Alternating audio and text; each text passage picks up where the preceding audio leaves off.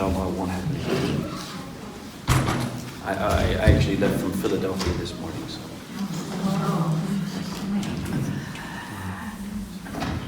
I guess that's kind of an excuse, isn't it?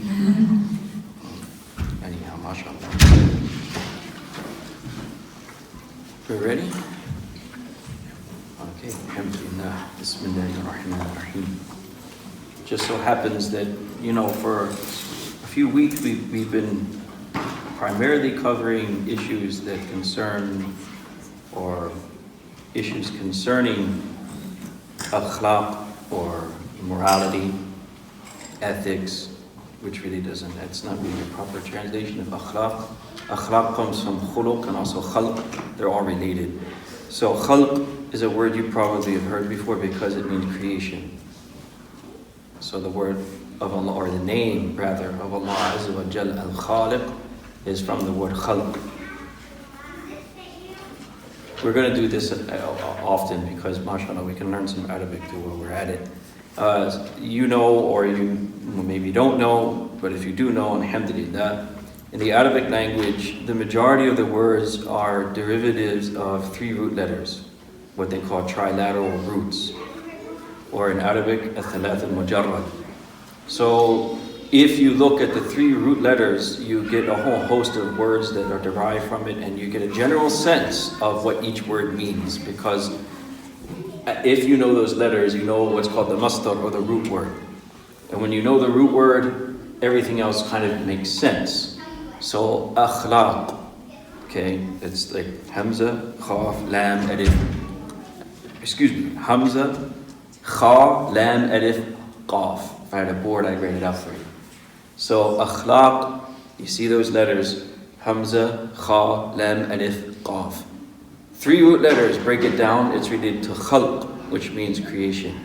And the word al-Khaliq, the name of Allah, which is the creator. So we have kha, lam, qaf. And with those words, we have another derivative, khulq, or khuluq. Khalq and khuluq. So khalq, some say that refers to things that exist on a material level, on a physical level.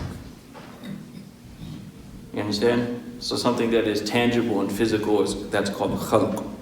Khuluq refers to those things which are, maybe you can say, abstract. They're not necessarily tangible, like emotions, characteristics of a person in regards to being angry, or the opposite, very soft, lenient, so forth and so on. That's all called khuluq. Akhlaq is related to that. So if you translate it as morals, maybe not, because morals have more to do with, sometimes societies, subjective, objective morality, all that good stuff. Their ideas are right and wrong, good and bad. That's not necessarily what's being spoken about here. Akhlaq is, in essence, the part of man or woman, obviously I mean man here, I mean the jins, right, the species, that is not physical, but internal. So how we behave could be another way of putting it. Our behavior is akhlaq. Because if you remember last time I talked about rifq, right? And how rifq is a very essential quality, to be lenient, to be considerate, so forth and so on, because that is the essence of how the Prophet ﷺ used to behave. And we talked about the certain hadith that the Prophet ﷺ mentioned, if you remember, Inna Allah rafiq wa yuhibbur rifq. Allah is rafiq, meaning He Himself is very considerate and lenient, if you will, towards His creation. And He loves this quality as well in regards to all things, fil amri kulli. And in another hadith that, of course, we just go over this again, وَيُعْطِي عَلَى الرِّفْقِ عَلَى مَا يُعْطِي عَلَى الْأُنْفِ. Allah will give through a person having this consideration and kindness towards others, which He will not give with that person be rude and harsh. وَيُعْطِي عَلَى مَا لَا, وَيُعْطِي, He will give also, alayhi, or He will give through rifq, what you can't achieve through anything else. Meaning that if anything you want to get done, anything you want to achieve, you achieve it through what? kindness, consideration, and being soft, as opposed to being rude, crude, and in people's faces, right? So that's part of all of the discussion of akhlaq. So a person should develop the ability to be considerate and kind to others rather than to be rude and obnoxious. So now I was going to journey into a discussion of certain things in the end of Surah Baqarah. There's a few ayat which most of you probably either have memorized or at least you're somewhat aware of them. The last ayat of Surah Baqarah are known to be very effective in protecting people from things like jinn, the things we discussed earlier, black magic, sihr. To us, all magic is black. Yeah. You remember the last discussion, right? That even the word sihr, there was a form of sihr that was called al-akhda in the times of the Jahiliyyah of the Arabs, which is basically like, like a love potion. Women used to get from people in order to make their husbands never look at another woman again, right? So that's not called harmless. That's still magic and it's still haram. Right here, we call that, they say it's Wicca. It's all harmless stuff, love potions and hakada. Right?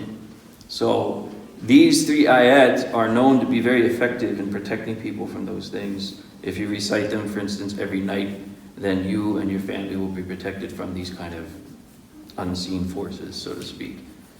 What are these last three ayats? Anyone know? Is it Amana Rasula? Yeah, that's part of it. Correct. So that if you're that's the second to last. So all you have to do is go one forward. I don't have it. لله ما في السماوات وما في الأرض وإن تبدوا ما في أنفسكم أو تخفوه يحاسبكم به الله فيغفر لمن يشاء ويعذب من يشاء. So let's take a look at it for a second. So in the beginning of the ayah, obviously, لله ما في السماوات وما في الأرض. Lillahi here means to Allah belongs, because the lam, this is like, it's a harf, and this denotes here possession. Okay?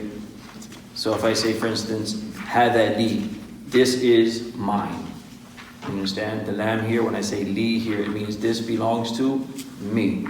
So the beginning of the ayah starts off with lillahi, which is interesting because grammatically speaking, if you follow what comes after it, ma fi samawati wa ma fil ard, whatever is in the heavens and whatever is in the earth, as a sentence, I could technically take that first, which some may argue might make more sense. Correct? You understand my point? If I said that everything in the heavens and the earth belong to Allah, rather as a starting the sentence, to Allah belongs all that is in the heavens and in the earth. Okay? Does it make, you following me here? So you could grammatically, you could change the whole sentence structure, and maybe to some too, in the English maybe even, that perhaps sounds a little bit better than saying to Allah belongs everything in the heavens and the earth. You see, Arabic obviously is a different language. And so it starts off rather with lillah. And if you know Arabic, it's even more interesting because technically you can't, something that has this kind of harf, like lam, by itself, it has to be connected to something like a fi'l, a verb. Okay, it can't just be used by itself. Like if I say, in the kitchen, even in English. What's the problem with that? It's incomplete. What is it? Yeah, it's incomplete. It's not connected to anything that gives it any complete meaning, right? So the same thing works in Arabic. You can't just say, for instance, fil matbakh, same word, same thing, in the kitchen. What does that mean? What's going on in the kitchen? Or what's in the kitchen for that matter? You understand my point? So there's a lot of things going on even grammatically.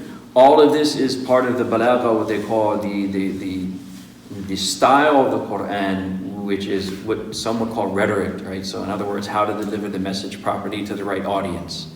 All right, that when the message is delivered this way, there's no better way of saying it. So that it's effective to the people who hear it. So for the Arabs, these things are seemingly small, but they mean everything. And when we try to translate it, it basically loses its meaning or the impact sometimes in certain cases. Because here we're trying to say that in essence, there is nothing that exists in the heaven and the earth, except it belongs to Allah. Okay? But the reason Allah knows best, Allah Ta'ala comes first, right? This is just like an emphasis. Okay, sometimes you take the subject and the predicate and you reverse it in Arabic. So anyhow, lillah. We're going to translate it in English, which makes more sense in English. We're going to start with the latter part, which is, in other words, what is this ayah translated as? I don't know how they translate it there, but everything in the heavens and the earth belong to Allah. Even more, we can go more detail with these words and say, belong exclusively to Allah. The word ma itself also, it lends, or it gives us a meaning that is so general that the literal translation of ma is whatsoever. There's nothing specific here being spoken about. If there's anything out there in the heavens, and even the word as-samawat is a plural of sama. Sama literally means anything that is above.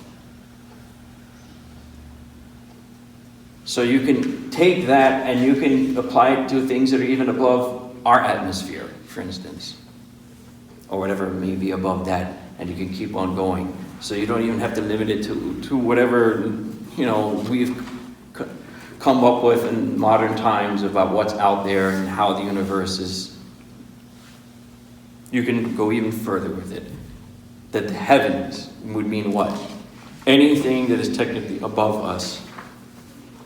And because of that, some shuyukh say, of course, 7 heavens are mentioned in the Quran, and 7 heavens are mentioned in the Sunnah as well. So we'll say there are 7 heavens. But what are the nature of these heavens? Is this universe we live in 1 out of the 7? That's very possible. You understand my point? That the universe that they claim that we're living in right now, right, could only be possibly 1 heaven out of all the other 7. Are there other dimensions? Yes. A lot of the shuyukh, especially the Sufis, they like to talk about different dimensions, right? Different parts of reality that are even beyond the physical reality. So the as-samawat, the heavens, would be considered still part of the physical universe, and even what's beyond this universe. And some will say there's places that are beyond that. So a famous hadith of Bukhari and others where the Prophet ﷺ said, Al-arwahu jundum mujannada. Souls were placed together. Where? They say in a place called the Alam al-Arwah. If you want to translate it as the world of the souls right now, where is this place? Where is it located? What's the nature of it? It's another dimension, and only Allah knows the nature of it. Does it exist? Yeah. Why? Because Rasulullah told us it did. And he said, and in that place, the human souls were all grouped together. Jundum wa jandada. So, as they say, al-jinsu yamilu ila jins, which is kind of like the equivalent of the English birds of what is it? Birds of a feather flock together. Okay, so you have this phenomena. This is the context of this hadith. Ali al-Anhu said, you may walk into a room and without speaking to someone, you immediately feel connected with them, without even knowing them. So he said he explained it as this. This is because human souls were grouped together before they even came into this world. And so when you meet people with that connection, then it's very easy for you to get along with them. This is what they call in English the soulmate. Right? Soulmate. Sometimes you find them, sometimes you don't. And it's not always romantic, by the way. Sometimes your soulmate is not of the opposite gender, sometimes it is. And sometimes, even if they are of the opposite gender, it's not always the ideal situation. So I'll give you an example, because if you don't know them and you're not dealing with them. I had to deal with someone who recently got afflicted, and he's already married with someone at work. But the problem is that the woman, really, he can't explain why. So he's asking me for advice because she's not, his wife is prettier than her. There's all these things going on. We don't really talk much. It just happened. And I said, things like that, if it's that strange, either there's something from shaitan, or it could be that possibility that this is a deeper connection. But that doesn't always mean that those people will be together in this dunya. Right? You understand my point? But there's something else going there that's inexplicable. Why would you fall in love with this woman suddenly without any other explanation? Because there's a deeper connection here, right? So this is the souls. There's a world there, in other words. There's a phenomenon going on that is different than the physical world. And that's why he couldn't explain to me what's going on with him. And he's worried and perturbed, mashallah, and wants advice. And said, oh, may Allah make it easy for you. That's the best you can say in a situation like that. There's really no solution in terms of go seek therapy and counseling. And love is a very strange thing. And sometimes the only thing you can do is deal with it. Oh well. And especially when it comes to these things, like the arwah. So Allah subhanahu wa ta'ala created the arwah, they're in a different universe. All of this is created and it is part of either what's in the samawat, because here also, some ulama say these other dimensions that are not part of the earth will be included in this samawat. So our souls, and even there's some that say alamul khiyal, that even our imagination has some type of alternative reality, if you want to really blow your mind. And that is proven also by the hadith of the Prophet ﷺ. How so? Because the Prophet ﷺ said, Man hamma bihasana, whoever has a real, true intention, right? Which is hamma means that like it's something now that occupies your mind. That's ham. Hammun wa ghammun. You know ham? So hum is when something is occupying your mind. It's something that's predominant in your thoughts. He said that if a person has that kind of intention, meaning here again, that's you're serious, right? I want to do something good, whatever that good may be. What did he say about that? The person will be rewarded for it. Now, if you take that, that means that even though the person wasn't able to do it here on earth physically, but it has a reality somewhere, because Allah will reward them for it. Okay, so yes, the mind and its imagination has some type of alternative reality. And so if you look at this ayah, Allah says, okay, all these things belong to Allah. Whatever part of existence there is, it's all Allah's. So then, وَإِن تُبْدُوا مَا فِي أَنفُسِكُمْ, so whether you literally expose what you have inside, أَوْ تُخْفُوهُ, or you hide it, يُحَاسِبَكُمْ بِهِ اللَّهُ. Either way, Allah will take you to account for it. Are you following? So if there's a world out there, an alternative reality, which is based on our imaginations and thoughts, and then Allah is saying what? If you make it clear what's inside of you, if you expose it, in other words, whatever it is that's inside of you. أَوْ تُخْفُوا, you hide it. Either way, what will Allah do? Allah will take you account for it. Now, when this ayah was revealed, the Sahaba were perturbed, to say the least, because they thought that, well, this here, you see, Bichara, right? The guy called me up all distraught about his situation. And like I tried to tell him, yeah, there's ways of dealing with it from a Sharia point of view, no doubt. But there's also the part that you have to understand our human capacity to deal with this. You're a human being. Certain times and certain issues that we have, we cannot help. You understand? A person won't be able to always control how their heart feels or how their minds might wander. And that's what the Sahaba worried about. Because when they heard this ayah, that's the first thing they thought. So we can't control these things. You can't control where the heart goes. You can't control where our minds go at times. But this too, Allah will take his account for it. So they got worried, obviously. It's this one thing if we're being held accountable for what we do. There's a whole other thing to being held accountable for things that are simply just whatever, an emotion or a thought. Now we're in trouble, right? So they were basically told, without giving a response in the beginning, that just saying, آمَنَا بِاللَّهِ, which is the next ayah, and accept whatever test Allah brings to you, okay? And after that, Allah subhanahu wa ta'ala abrogated this ayah by saying, لَا يُكَلِّفَ اللَّهُ نَفْسًا إِلَّا وُسْعَهَا, that no human soul will be held accountable for things that are not in their control. You understand? إِلَّا وُسْعَهَا, meaning if they don't have the capacity to control it, they're not held responsible for it. So it even goes back to the things I mentioned before. People get, afflicted with different types of problems like falling in love, You may say, oh, Shaykh, what's wrong with that? I mean, yeah, there's no problem if you fall in love and it's between, in halal. But, things happen, right? And there's different types of love, by the way, too. Love is not a word that should be understood. That's why in the English language, they should probably change it and develop different types and categories of love, too. In the Arabic language, there are different words for different types of love.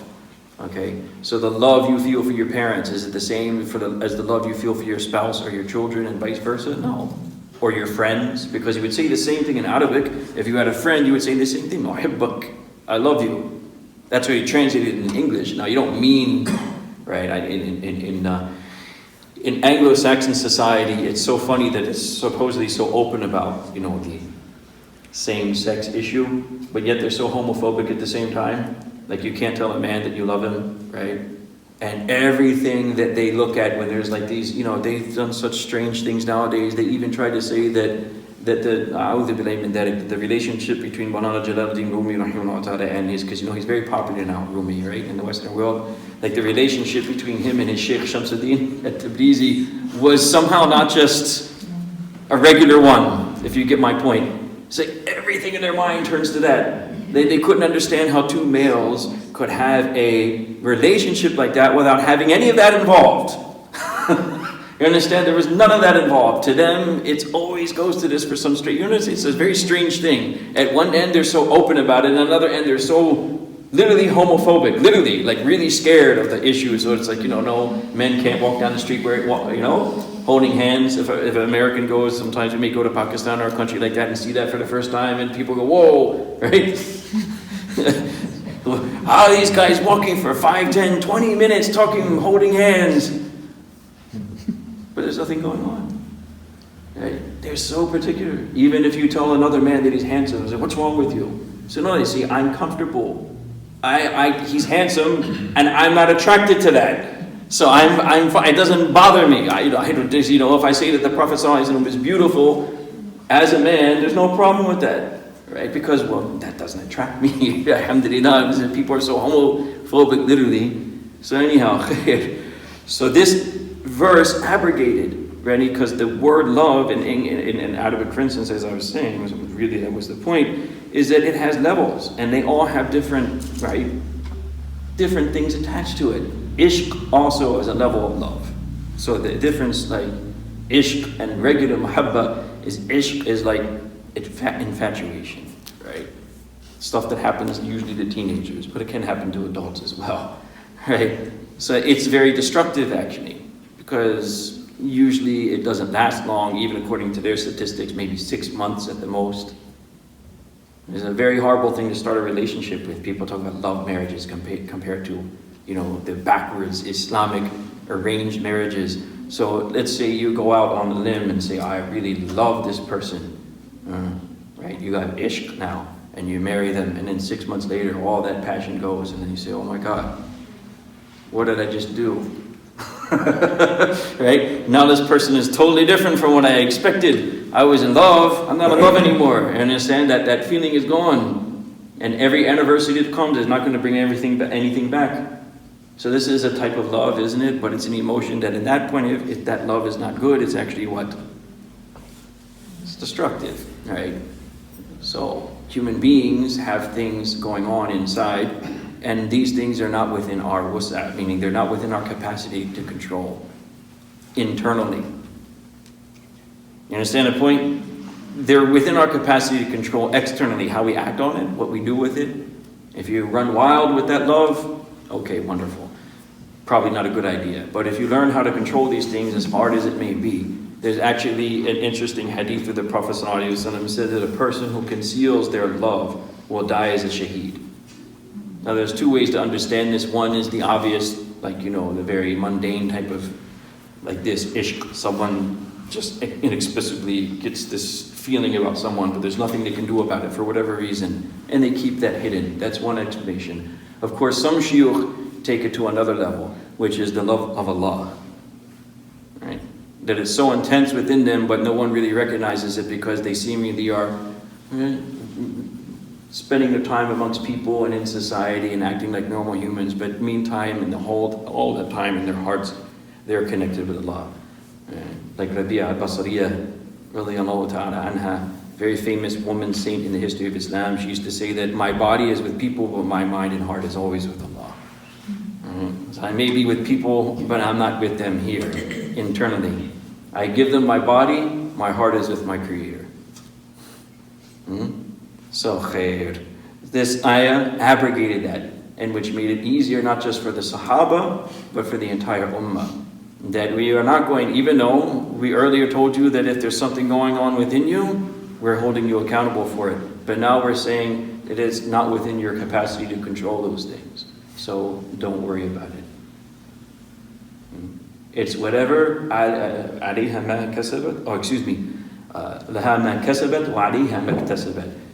Kasab is a word that means to earn, literally. And it's related to, it's like it's understood in a very physical, mundane way. Something that you do in real time.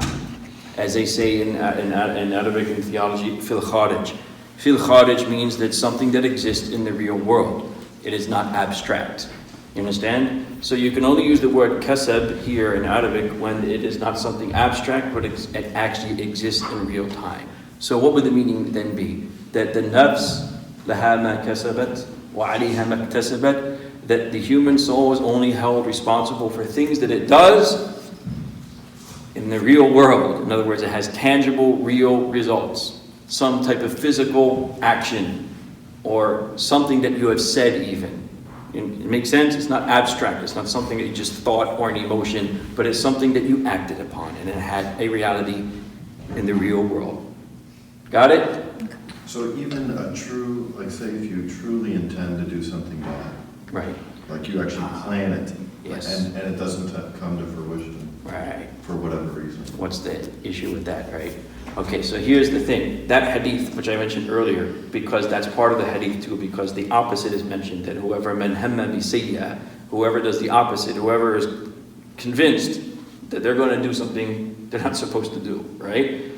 Then they will not be punished. However, some ulama say that is if they don't do it. And it's not, as they say in the court of law, an act of God. Do you understand? You know, in the court of law, barring an act of God, it's something you couldn't control again without you, out of your control. What do they mean by that? If some poor person says that they're convinced they want to go to the bar and go drinking, when we have to do that, right? It's like, I just got to do this for whatever reason. Their nafs is just determined. Got to do this in my life, right? But the only reason they didn't do it is because the car broke down. You understand? They're on the way, and then all of a sudden, something happens. It wasn't their fault, and that's not counted. What do you mean? Meaning the hadith that mentions that if you don't do it, it's not against you, right? Meaning you're not held accountable for the thought or the intention if you don't do it. Some ulama say, in those conditions, that's not what's meant here. Because the only reason you didn't do it is not because you were stopped on the way. You see, it wasn't like you turned around after you got to the bar, you said, okay, let me go home and rethink my life or something, right? The only reason you didn't go is because the car broke down or whatever happened. Because, why? You understand? Had that not happened, you would have still went. So if you actively not do what you had intended to do, which was something negative, Yes. don't you actually get reward for You that? get rewarded for it, You get yes. rewarded. Because the hadith mentions that if you don't do it, you're not punished for it. Right. As opposed to a hasana being rewarded if you just intend to do it and don't do it. But then this is why the question comes up. So what about scenarios like this? What about a person was seriously ready to do something they're not supposed to do, but they didn't do it, not out of some God consciousness or fear of Allah, but because they were actually stopped by an unseen force outside of their control. Does it still apply to them? Some ulama will say no, because that's not, understand, that's not within their wasa'at. It's not something they themselves decided to turn around, as I said in that example, and turn the car back, go home. No, they were stopped. So it means that they still would have done it had they had the chance.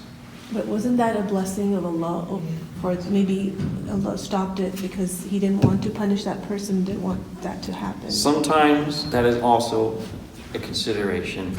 So there are incidents where people are determined to do something that's sinful in nature, and Allah subhanahu wa ta'ala doesn't allow them to do that, and that in itself, as He said, is a mercy from Allah. Which brings up the other subject I was going to talk about too, related to the first ayah, which is part of that ayah too, is that Allah says, يَغْفِرُ لِمَنْ يَشَاءُ وَيُعَذِّبُ مَنْ يَشَاءُ. Allah will forgive whoever He wants, and Allah will also punish whomever He wants. Okay? Because this is the premise of understanding the very nature of sin and God's forgiveness and punishment. Okay? In other words, this is part of our theology, is part of our aqidah. On the basis of this ayah and many others, you have a similar ayah, for instance, in Surah Ali Imran, وَلِلَّهِ مَا فِي السَّمَاوَاتِ وَمَا فِي الْأَرْضِ يَغْفِرُ لِمَنْ يَشَاءُ وَيُعَذِّبُ مَنْ يَشَاءُ وَاللَّهُ غَفُورٌ رَحِيمٌ. Okay, very similar in meaning and also in words, except in the end part, Allah says that He is forgiving and merciful. So what does it mean? Again, everything in the heavens and the earth belong to Allah. Therefore, Allah will forgive whom He wants and punish whom He wants. So how is this related to Aqidah? Make dua that I'm able to explain this simply and properly. So related to Aqidah because Allah, it's two things. First of all, when you say everything belongs to Allah, that's the first thing. That denotes the quality of Allah, of qudra, of absolute power. Okay, everyone's got that so far, right? To be omnipotent, so to speak. Al-Qadir or Al-Qadir. That denotes, as it's been described, as a divine quality wherewith Allah subhanahu wa ta'ala brings into existence or out of existence anything that is rationally plausible. So why did I predicate it by saying rationally plausible? Because the mind can conceive of only things that it's based on reality, number one, correct? Whatever the human mind can conjure up, even abstract ideas, have some basis on what we already know in reality, what we see in front of us. Is correct or not? Mm-hmm. Okay. So if it's there and exists, that's reality, that's what the mind can conceive of. Things that are inconceivable, rationally are not included. Why? Because they are absurd and impossible. For instance, a square circle. Can that ever exist in reality? No. Okay, now we take this and we put it even into the affairs of spiritual matters. And this is why it's related. Allah has the ability to bring into existence or out of existence anything that's conceivable. Now, is it conceivable for a being like this who has no need of anything and is all-powerful, Inna Allah ala kulli shayin qadir, to forgive and punish? Of course. Both are equally plausible, right? And really, in reality, to this being, one is not more, or let's put it this way, one is not better than the other. Either way, one does not make him more powerful or less powerful. Whatever he does in either case, he's still Allah. You understand my point? You're following me? Whether Allah forgives or whether He punishes, it's still the same in terms of Allah. Okay? Meaning He has qudra and absolute power to do so if He wills, which is what the ayah says. Right? Liman yasha. Whoever He wills. And that's the second quality related to all of this, which is that Allah has will, irada. And irada means the same thing, only it's related to His ability to do what He wants, but the irada, if you look at it in human terms, like I want to do something, I have the power to do it. So when you want to do something, it means I have the ability to do whatever I want in a given scenario. And my irada tells me that out of this, all these possibilities, that's what I want to do.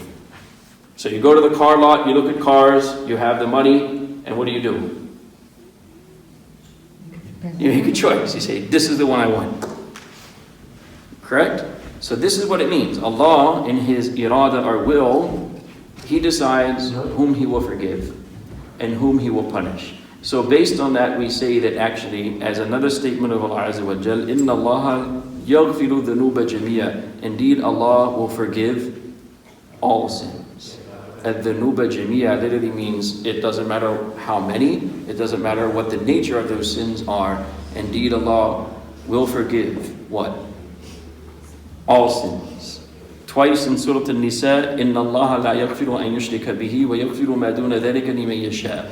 Allah does not forgive that partners are ascribed to Him. But whatever is less than that, in other words, whatever other sin there is that's not shirk, Allah will forgive whomever He wants. So what does all of this mean? What is then now the aqidah? What are we trying to say? What is this point that we're trying to make out of all of this? The nature of sin is what? Allah Jalla Jalaluhu forgives any sin that there is for whomever He wants. To such a point that some scholars say, even if that person didn't stop sinning and didn't even بغير إقلاع من الجنان. I'm quoting a poet here about Aqidah, that literally even if in the heart of that person they didn't even make any effort to stop that habit or that sin. What are they trying to say? If there's a believer out there that dies in a state that they didn't make tawbah, what is the issue? Can we say definitively that Allah will punish them? We can't say definitively. He may punish him, but we don't know for sure. So what do we say then? Allah will forgive. There you go. And whatever sin they may have committed. That is within the prerogative of Allah. Liman yasha. You see what I'm trying to say? So even in all these scenarios, right? Even if the case was that a person wanted to do something and the only reason they never did it is because they never had the chance, it's bad, right? That we shouldn't promote sin just because Allah will forgive whatever He wants, and I'll get to that in a second. Why then? Right? What's the point? If Allah is that forgiving, and Allah says that He will forgive whoever He wants, and this is well within His capacity and power to do that, and no one can question Him either if He does that, so what are we so uptight about? Right? Why am I so worried about this halal and haram and doing this and doing that if I can just do whatever I want? And, kind of like a Christian thing, we can just do whatever we want and we're forgiven. So why not party? Well, there's many answers to that. Number one answer, or there's this whole slew of answers, but the big part of sin is that sin is not just the act, it's the fact that it's something that in essence will take you further away from Allah subhanahu wa ta'ala.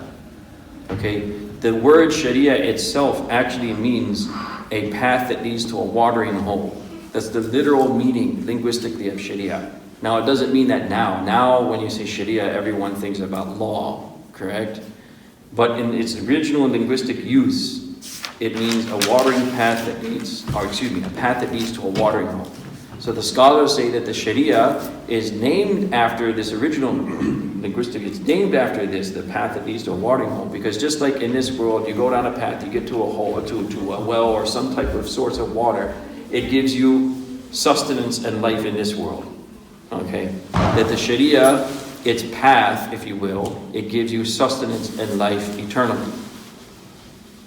Okay. The reason, in other words, for these laws, the reason for the Sharia is to set you on a path that draws you closer to God.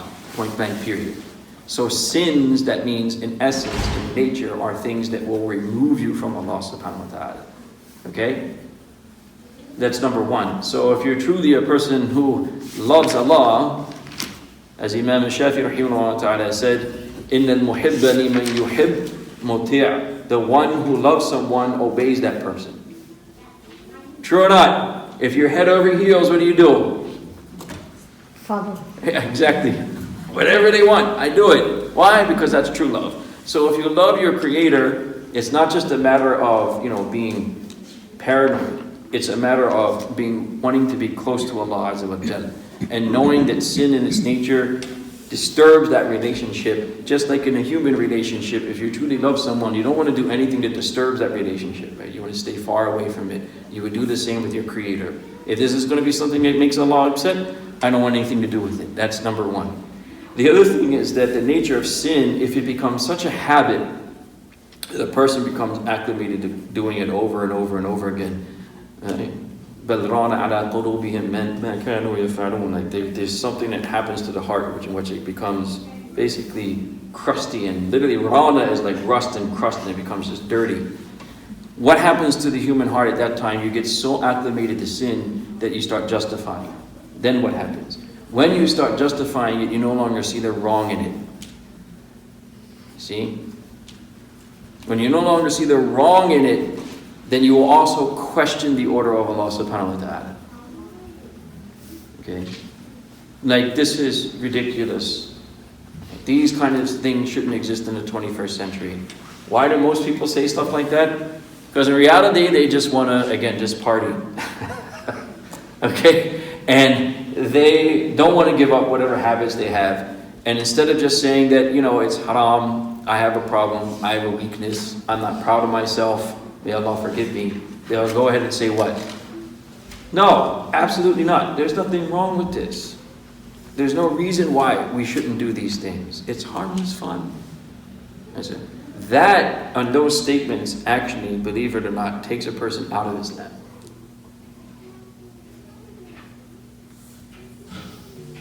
Because remember, the Sharia is set as a way to bring you close to Allah. Okay? When you deny those things, you're basically trying to say that Allah also is what? Giving you falsehood? Giving you an incorrect method of how to get close to Him? That you know better than the Creator, so you can just circumvent these things and I don't have to deal with it anymore, and now I can do whatever I want and then the Creator will accept. Now, then you're saying you have some access. How do you know that? So when the Christians and the Jews and people like that claim that, what does Allah say to them? Hatu bi burhanikum, then bring your proof. In other words, how do you know? Are you speaking on behalf of God? Are you the messenger of Allah? Did you meet God yesterday and now you have this memo with you that tells you, hey, I can do whatever I want and I'm okay? Can any of us claim that? You understand my point? How do you know? And the audacity even to think that I can do whatever I want and it doesn't really matter because, I believe it's okay. Think about what you're saying. It's always about what people, right, their comments, and what is that? What is the implication of that? What you're saying in essence that you have some kind of knowledge that you don't. And you are denying what Allah Himself has revealed to us. Now tell me, what is that? Is that iman or kufr? It's kufr. Okay. Rather than just saying, okay, it's very hard for me, I am very weak, may Allah make it easy or may Allah forgive me. A person like that will have hope, always. But that's the danger of sin. So that's the third point, is that, see, it's like playing Russian roulette. Yeah, maybe Allah will forgive you. So I'm just going to party. And I know it's haram. Akhi, I know it's haram. So you'll see people like that. They'll step out of the bars. Oh, brother, mashallah. I say, well, it's haram. I know it's haram. Drunk too. He says, haram. I know. I say, okay, mashallah. Right?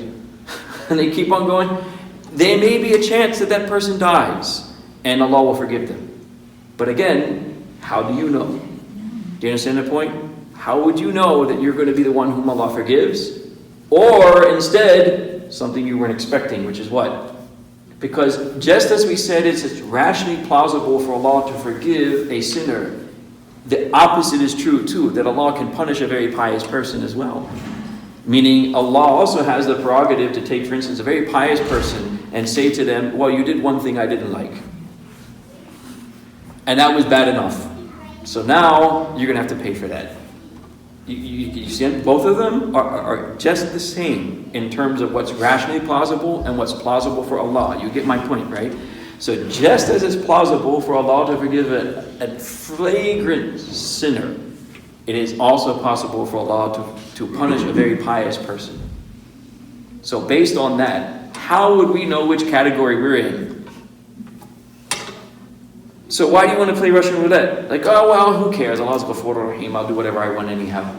Right? Allah can forgive whatever He wants. I don't really have much to worry about. It said Hajjaj ibn Yusuf. You know about him, right? In Islamic history, mashallah, he has a lot of misdeeds, let's put it that way, that are recorded. Right? And he was very cruel. And in his deathbed, a lot of people say Allahu A'lam, but they said when he died, his mother was worried about him because basically he knew that this man, he was pretty cruel. It is said, I believe it was either Basra or Kufa. Can't recall exactly which city, but when he came there to punish the people, some of the people were making, kind of like a mini protest. So in order to set the record straight, he just randomly pointed at the crowd. He said, "This half lives, this half dies." Like that, just they're forgiven, they die. Right? So he was that kind of person. So he's dying. His mother is very worried. What's going to happen to my son? Because all the cruelty that he inflicted on other people. And he noticed that his mom is worried. They said, "What's bothering you?" He said, "What's going to happen to you? All the people that you've killed, all the people you've done wrong to, how do you think this is going to go?" He said, "I'm not worried about it." He said, "Why?" He said, "Look, you're my mother, right? If it was up to you, would you forgive me?" I said, "Yes." And he said, "Well, Allah is more merciful to his servant than a mother to a son." So, because there's actually a hadith that says that Allah subhanahu wa ta'ala is more merciful. There was a woman who lost her child and was running frantically to find it, and the Prophet sallallahu alaihi wasallam was sitting with the Sahaba, right? And then finally she found the child and just grabbed it, and was relieved. And the Prophet ﷺ said, "Would you ever imagine this woman at this moment of the love that she has for her child, that she would throw that child in the fire?" You understand? That the kind of, the motherly love, of course the women are going to understand this more than the men in the crowd, right? But that motherly love, that instinct at that point of time is so strong. Would it be possible for a mother at that moment to throw the child in the fire? And the Sahaba said, "No." I said, Allah has more mercy to his slaves than that mother has for a child. Just to give us an idea, you understand? So what do you think? If you meet Allah, if your mother wouldn't do that to you, which she wouldn't, hopefully, no, I'm just joking. But your mother would never do that to you, why would Allah do that to you? Understand? So this is what he told his mom. That's maybe a little bit too much hope, but still, mashallah, it just gives us the idea that, mashallah, this is essentially how we should understand Allah. But again, it's like Russian roulette. You don't know for sure if that's how things are going to go down, so to speak. So why play the game? You understand? Why play the game? Better to be safe than sorry. And even the same Jalaluddin al-Rumi rahimahullah ta'ala was asked the same question, that if it is that easy, then why are we bothering ourselves so much? Right? Why are we making it so hard on ourselves? He said, because there's a difference between being forgiven and being close to the king. You understand? There's a difference between the king forgiving your sins and saying, "Okay, I'm not going to punish you," than being close to them. One is simply clemency. That's it. Okay, we're not going to do anything about it. The other one is being close to the king means what? It means everything that the king has is yours. Right? And that's what they mean by wali Allah. Okay, so why do you want to avoid sin? It's because of these things. But the nature of it is that even if a person is basically just steeped in it, that doesn't at all negate the fact that we know for certain Allah can forgive those sins still. Mostly we try to apply those things on other people, not ourselves. That's the name of the game. For ourselves, we want to be wary, right? For other people, we give them as much room as we need to. You understand? As many excuses as we possibly can. Oh, these guys do this, that girl does this, these people do that. Okay, that's fine. We advise them if we can. We do our best to try and help people. But at the end of the day, leave their case to Allah. It's none of my business. If Allah wants to forgive them, He will forgive them, especially at the time of death.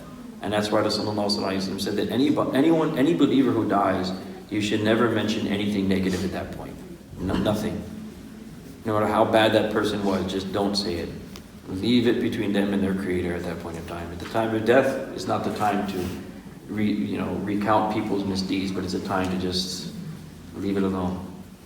If Allah wants, Allah will forgive. There's an interesting hadith in the Sunan of Abi Dawood where the Prophet ﷺ mentioned two people in the time of Bani Israel who basically made a pact to help each other worship Allah subhanahu wa ta'ala, to kind of, leave society and regular affairs and engage in teaching and learning and dhikr and all those things.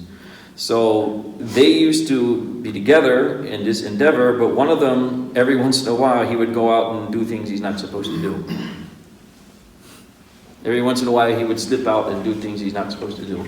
So his friend would catch him, okay? And he would admonish him that don't do this, don't do that, it's a sin. Don't do this, don't do that, it's a sin.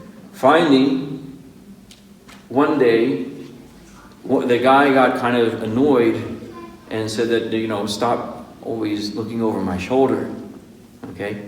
And the other man said that Allah will never forgive you. You understand?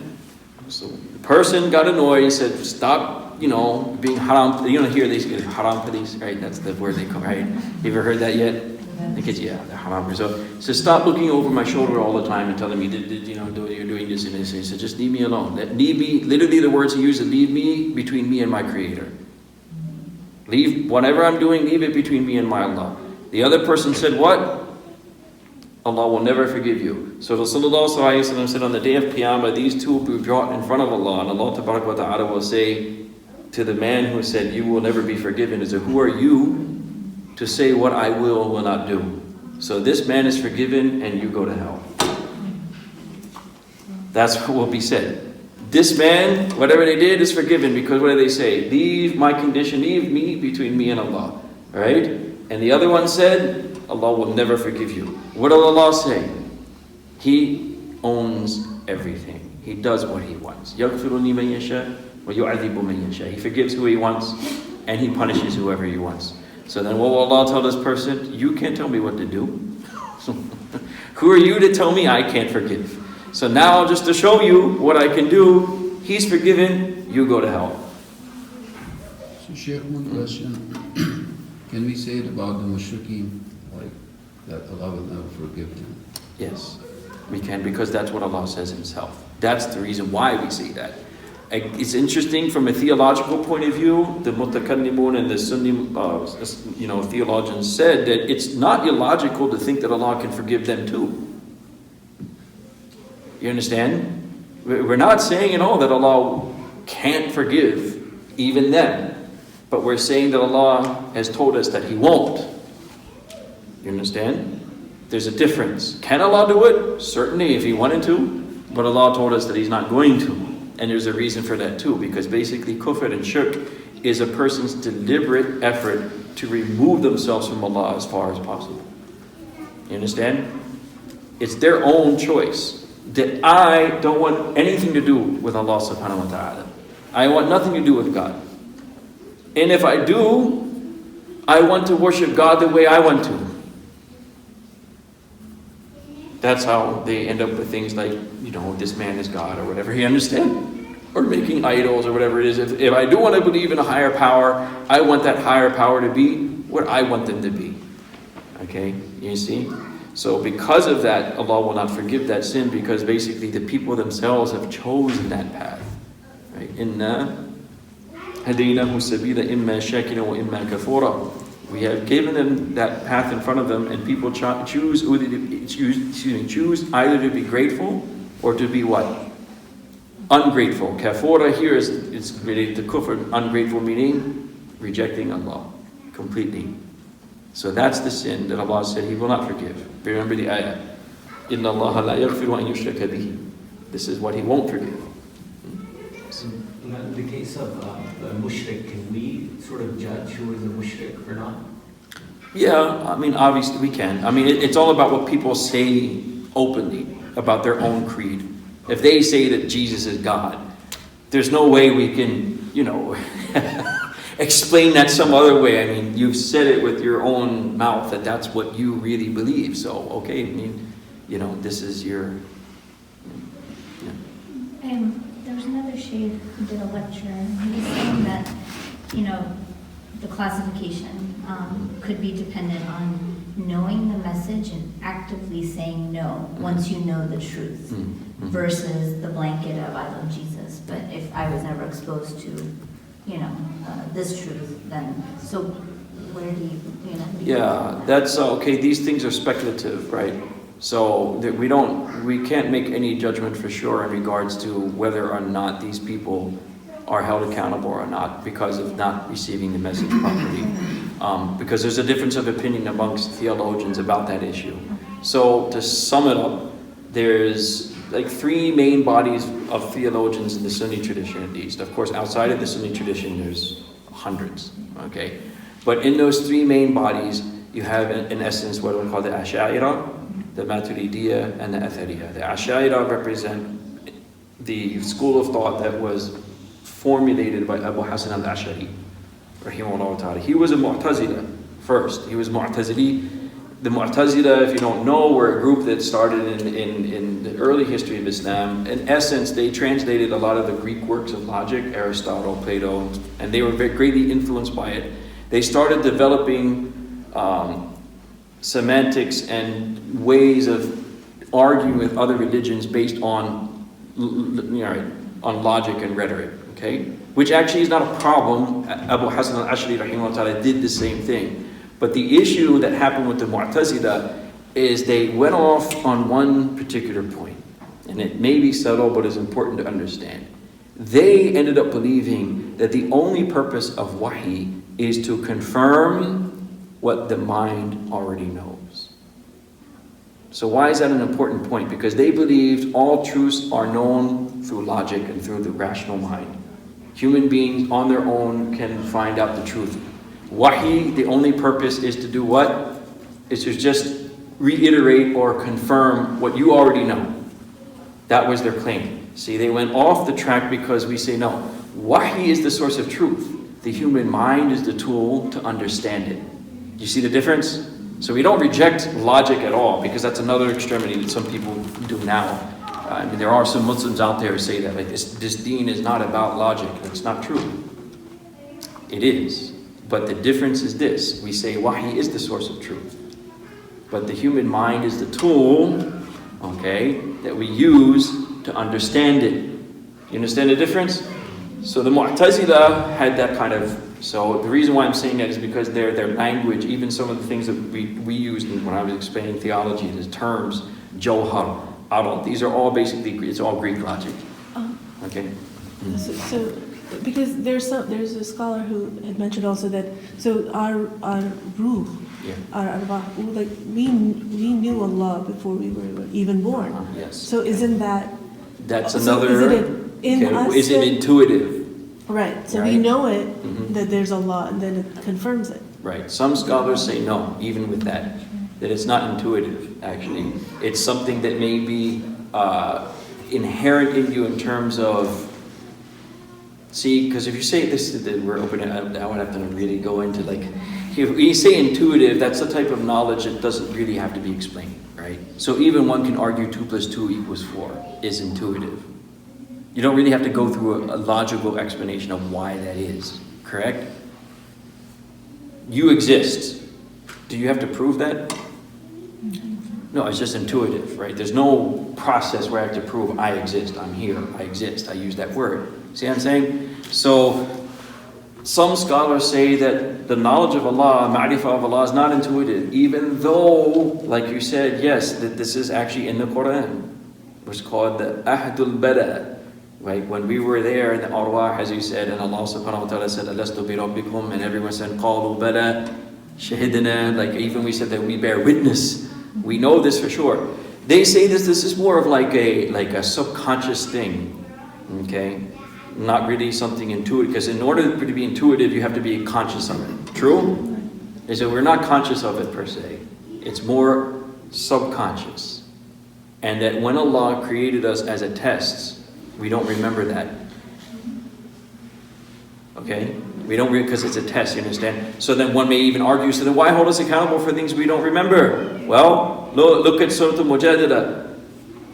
Ahsallahu wa nasu. There will be things on the day of Qiyamah that Allah took into account and they forgot. In other words, things that we forgot, and there they are.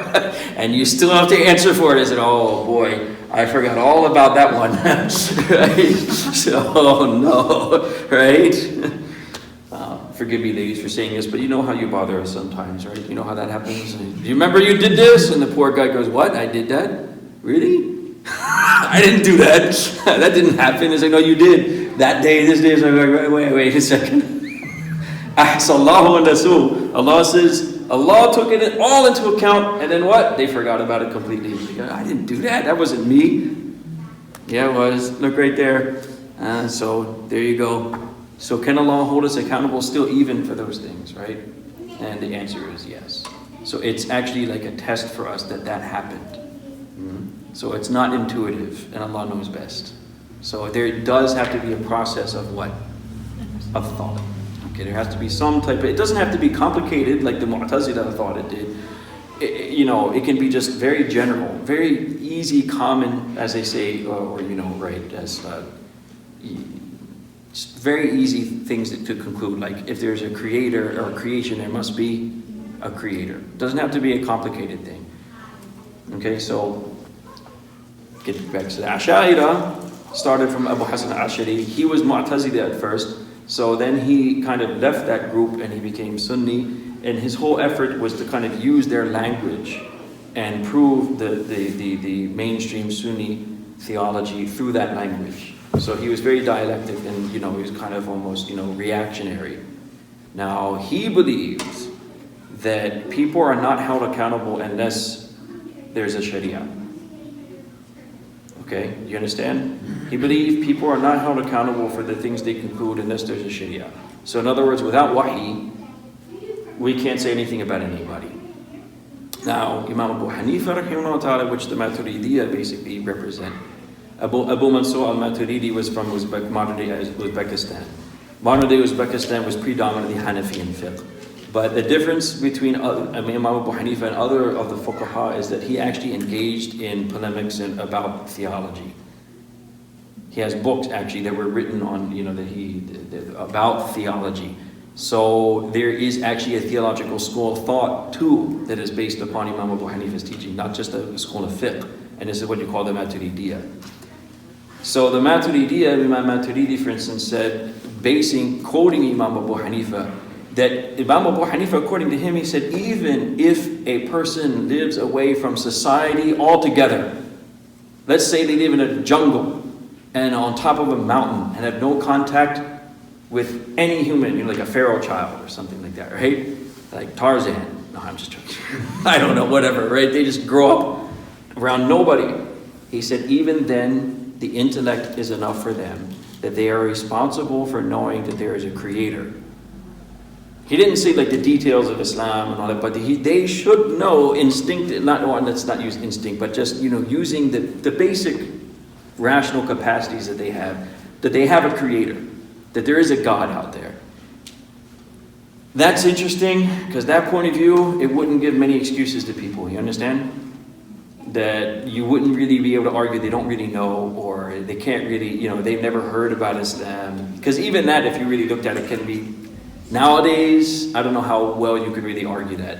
The information age and how many people after 9/11 brought Qur'ans, for instance, and looked up Islam and learned about Islam. It's very difficult, in my opinion, only in America to find someone who really genuinely does not know about Muslims. Right? Yeah. Or not Muslims, forgive me. Yes. Doesn't know about Islam. That's a different issue. Doesn't know any Muslims or not, that's right, but they don't know about Islam, yes. But even Allah uses that argument throughout the Quran, right? What's that? Which one? The first or the second? Look around you. Right. Look at as an argument to there is only one Allah. Exactly. I mean, that doesn't require any sit-down teaching. I mean, he's Right. basically just use your senses in order to... Right. How many times is that brought up in the Quran? Repeated often. And some sociologists have actually done research, primitive peoples, and it's interesting that the conclusion is actually most primitive people believe in one God, believe in a creator being. Right? Only people in civilizations believe in gods and idols. So that's interesting. It's only when they start building civilizations that they do the opposite. But when they're in their natural state, so to speak, when they're primitive, as they call it, which is a loaded word too, because that's all about Darwinism and, primitive. In other words, backwards. In other words, not as smart as the Anglo-Saxon. Right? That's really what they're trying to say. Like, they just didn't get it, so they're like there in huts. Allahu Alam, whether that means we shouldn't be that, does that mean that they're not intelligent? Does that mean that they're less advanced, so that we call them primitive? Do you understand what's even in that word? Not as complex. Right, not as complex. I mean, even if you look at the Native Americans, a lot of things have to do with ideals. So for Native Americans, there's no reason to do all of that because you have everything you want, what? Right here. There's a joke that was made about that, about a Native American tribe, or one of the leaders of that tribe was asked after they were brought into into the reservation, and when that happened, they also forced them to learn English and adopt the white culture, right? So he said, so now that you have adopted white culture, what do you think is better? He said, well, before these guys came, before the Europeans came and the white people took us to these reservations and forced us to do all this, he said, we had no such thing as, no one owned land, there was no land ownership, we never paid taxes, there was no rent. Right? And basically all we did is we hunted all day, and we were with our spouses, and we had children, and we ate and lived, and that's it. Only a white man would want to ruin that. All right? Only a white guy would want to come and say, no, you can't do these things. There's another joke like that too, where they say there was a West African, in France, So it said there's a Frenchman in West Africa. He sees a West African under a tree on the beach relaxing, and he gets mad at him and he says, you can't do that. He says, why not? He says, first you have to work, save up your money, retire, then you can come and ready. He said, and then the West African looks at him and says, but I'm already doing that. I'm already doing that. Why do you want to go through all this to do something I'm already doing? Right? So it has nothing to do with these people are more advanced, or just it has everything to do with the ideals of the people. Even if you take Ibn Khaldun, rahimahullah ta'ala, the father of sociology, it also has to do with things like environment. I mean, why did Europeans have to do such a thing? Because Europe is small, number one, right? It's not a big place compared to other continents. Number two, the climate, this and that. You got limited resources. Eventually, they have to survive. The Vikings, why did they raid other people and do all that? Because you have to survive that way. You couldn't just grow. It's not like, like West Africa, these other countries, where everything you have is right there. Even here in the native, you have everything right here. It's like, well, what are we going to do? We're going to starve in winter. So what are we going to do? We're going to raid other people and conquer them and take their things, right? So you see, there's things that factor into what make people the way they are. It's not just because this person is inherently more intelligent, as many will claim, right, than somebody else. That's a big... So khair, it is, so based on that, we don't know for sure. Will Allah hold certain people responsible because they didn't get that message delivered or not? We don't know for sure.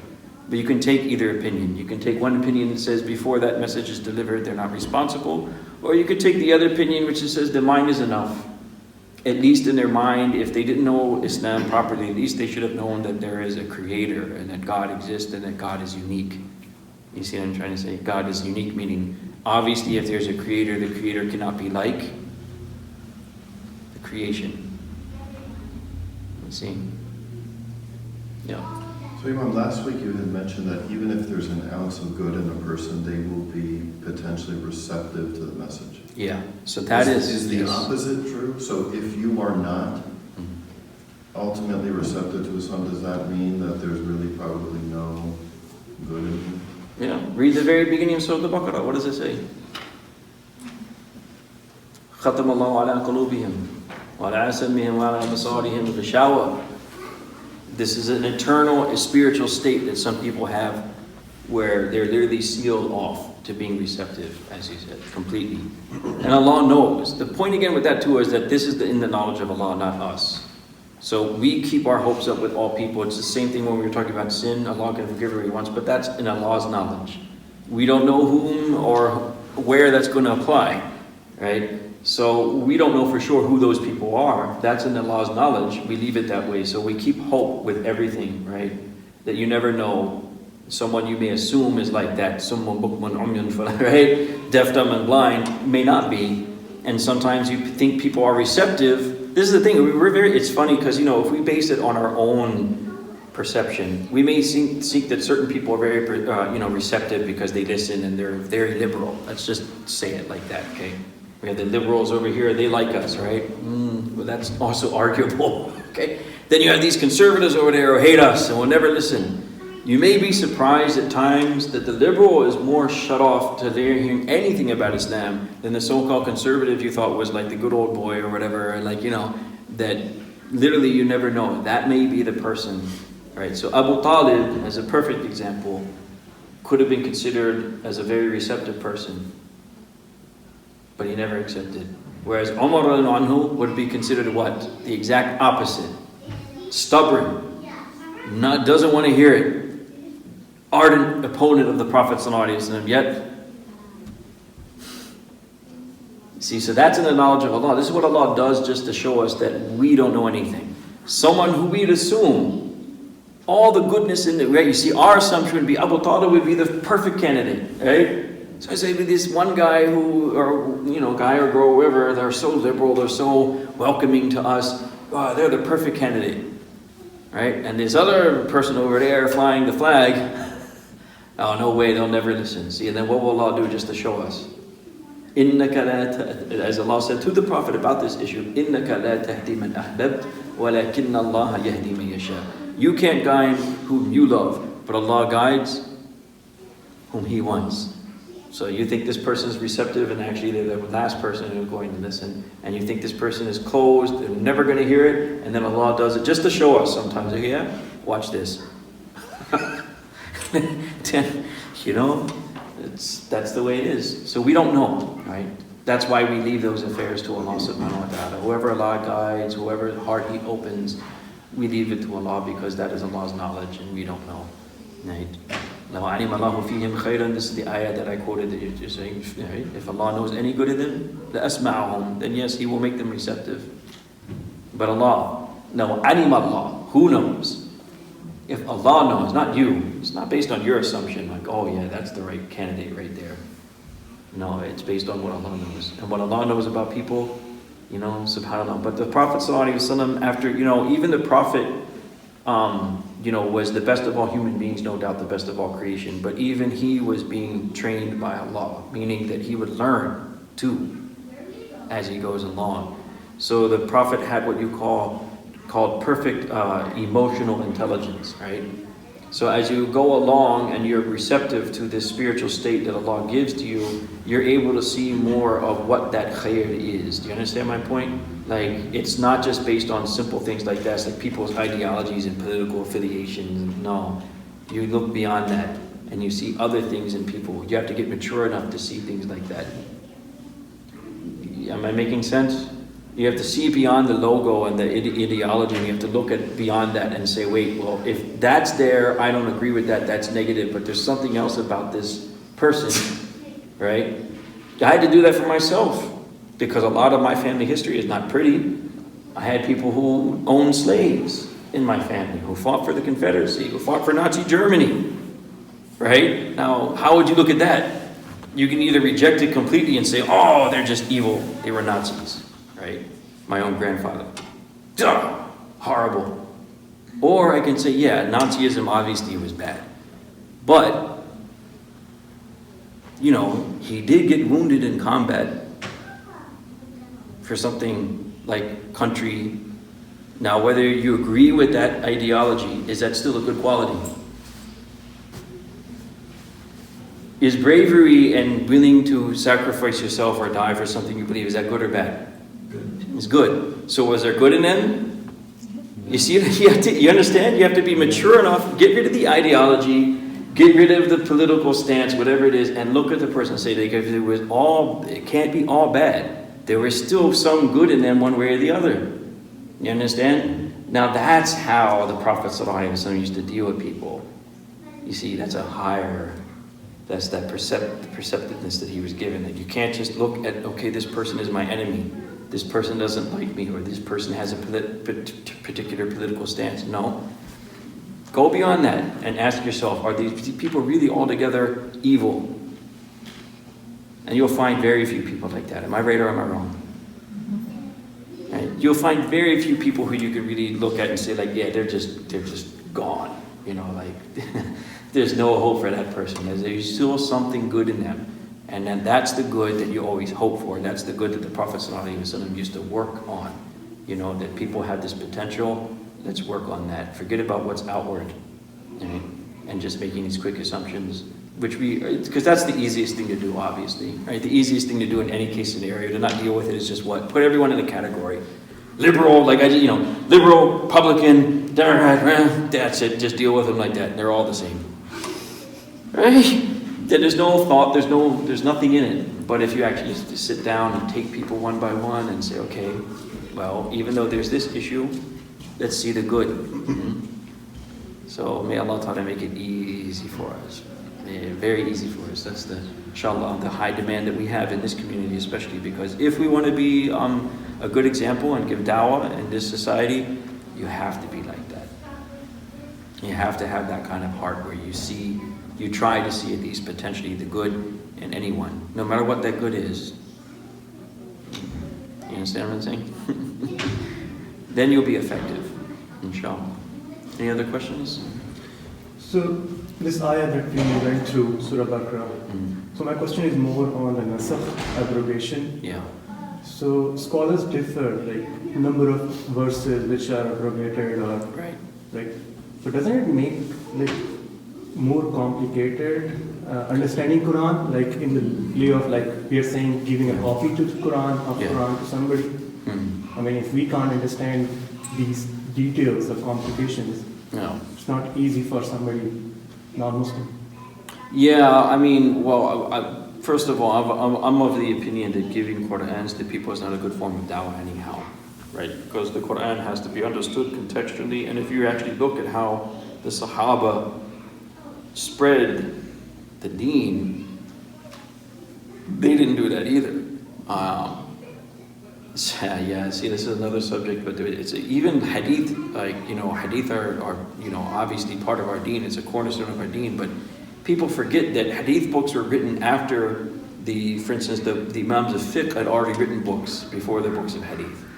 And that's because if you know how hadith were spread, basically a companion would be with a certain people and he would mention something, and then certain people amongst him who were his students or someone close to him, and sometimes not, someone just traveling would memorize that.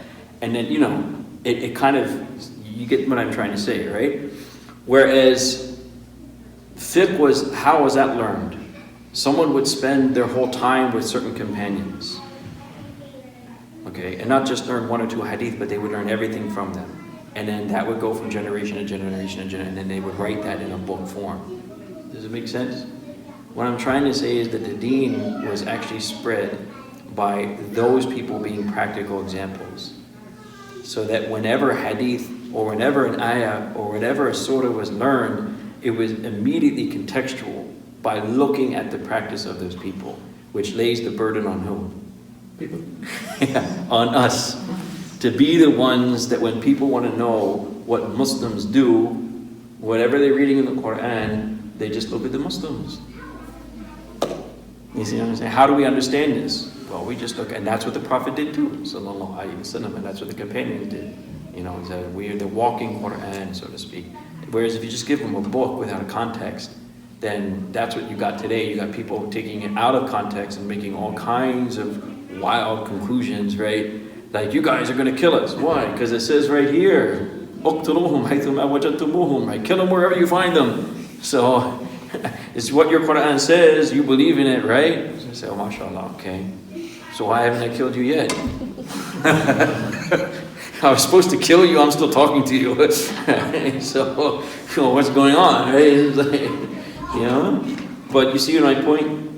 You can't just have a text. So I don't really know if that's necessarily good dawah anyhow. But to answer your question about nasikh and mansukh, most of the things that are mansukh are that are probably, let's say, not really differed upon are things that have to do with law. Most of the time. This ayah was not about law, right? So, it's not that. It's a very big statement in this ayah. Yeah, The of declaration course. is I like mean, what it's we are hard. saying. It's very hard. Yeah. Yeah. But, alhamdulillah, but that's also why Allah reminded us, يَغْفِرُ لِمَن يَشَاءُ وَيُعَذِّبُ مَن يَشَاءُ. You still can't lose complete hope. I mean, maybe Allah will forgive all of it, but yes, it is a very hard thing, obviously. Alhamdulillah, that it's not applicable after La yukallifu Allahu nafsan illa And doesn't it say in Surah Nahl, like, we substitute ayats instead of saying cancel. The word is used substitute. Oh, Means nabdil. Yeah, I mean, you tabaddul. can change it also. Is a tabaddul. Right, right. Tabaddul means like taking out, making that forget. Or No, maybe like, yeah, I mean, let's say replacing. replacing it. Tabdeel. So replacing means that ayah will not be there anymore? Or? No, it won't be, you have another option. If that makes sense. Does it make sense? Another option, I guess, is the best way you can put it. Mansukh would be to abrogate it completely, meaning it's no longer in vogue, it's done. Right? Whereas if you give an option, okay, meaning it was like this now, but you can do this now. And there's examples of that, you know. So now, if the ayah is totally abrogated, then what's the wisdom in that continuing to be in the Quran? Inshallah, we'll get into that next time. Because that takes some explanation. Okay. Also, the thing that we have to remember about that too, it's it's an issue, because this goes into theology also, actually. So we should discuss that maybe more in detail. Because why would, it's like, not like Allah changes his mind. Yeah, exactly. We can't say that about Allah Azza wa Jal. Okay? It has more to do with the people than it does with Allah. Okay? And it has more to do with the development of human beings and societies than it does with Allah Azza wa Jal. Okay? But that, to take someone into account or something doesn't necessarily mean you're punishing them. Right, exactly. So I'm not sure there's an inconsistency here. No, there isn't. It's just that it like you said, it's still difficult if a human being understands that, okay, Allah will take it into account. Do you want your thoughts, in other words, do you want your emotions to be brought out in front of everyone right now, let alone Allah? Like there's no way. There's no way I want anyone reading my mind, right? So it's like, you definitely don't want to bring that in front of your Creator. Now, Kenny, that's the point you made. Like, yeah, right after Allah says He can forgive, right? But still, just the prospect. It's like if we understood, that's what the Prophet ﷺ told Aisha, like if Hisab is a bad enough prospect, if you really understand what that means, like I got to sit in front of the Creator of everything with hell in back of me and recount everything I did. Now, why would anyone want to do that in their right mind? Like, yeah, from, birth to death, here's you. I don't want to watch me. No, like, I lived it already. Thank you. To watch all the painful things again, like, and then, in front of, and the prospect is what? You may go to hell. I mean, nobody wants that. That's what the Prophet ﷺ told Aisha, that Hisab is enough. This goes to the point of forgiveness of sins too, because that's another option which I didn't mention. That's another subject. Sometimes forgiveness of sins comes through, as the Prophet ﷺ said in Hadith Bukhari and others, Aisha narrated, that everything that happens to us is an expiation, kafara, for things we do. Hatta shawka, even a thorn prick. So either Allah will forgive you altogether, or you go through some pain. And there's options with that too. You can go through pain in this world. It could be the pain you feel at death. So sometimes there are very pious people who experience very harrowing type of pains and situations during death. That's also expiation. If it doesn't happen there, it could possibly happen in the life of the grave. If it doesn't happen there, it'll happen on the day of Qiyamah, meaning the fear that you have on Hisab will be your punishment. And once you get over that, then Allah will say, okay, you're going to Jannah. But still, imagine that, the anxiety, that you don't know what's going to happen. You may go to hell. And then finally it said, okay, now it's all done. You see what I'm trying to say? So there's something there that expiates the wrong that we do. Right? Something will happen to get rid of that, right? Get it out of our system, so to speak. So it's like, when your body's getting sick, what is it really doing? It's getting rid of whatever is in it, whoever is bothering them in their system. It's, that's what it's doing. So that's the same thing. That's what these things are. It's getting rid of whatever is in your system. You had this habit, you had this problem, so now it's got to go. You see what I'm saying? That's also an option. Yeah, total forgiveness is an option. It's also an option that you're going to have to go through some kind of form of pain. Hisab is one of them, But we'll end in this, and then, the Prophet also said that, يُدْنَ الْمُؤْمِنُ يَوْمَ الْقِيَامَةِ مِنْ رَبِّهِ, that Allah will bring certain believers in front of Him on the Day of Judgment.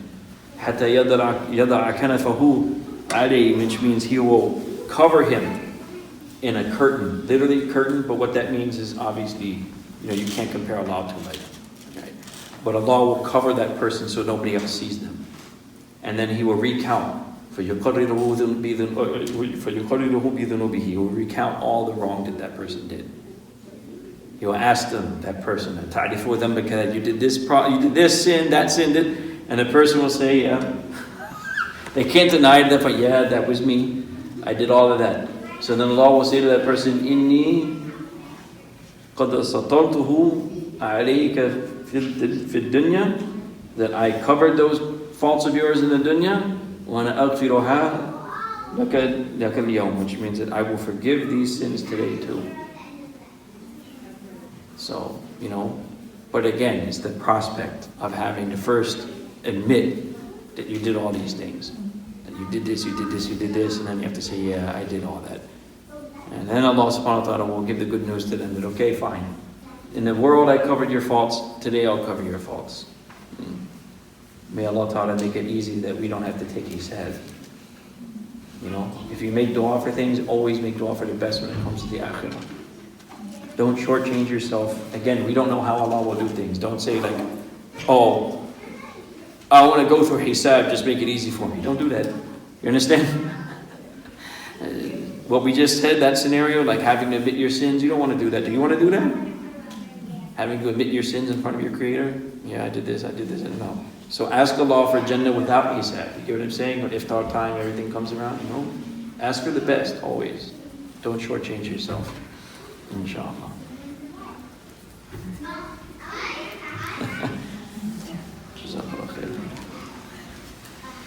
MashaAllah.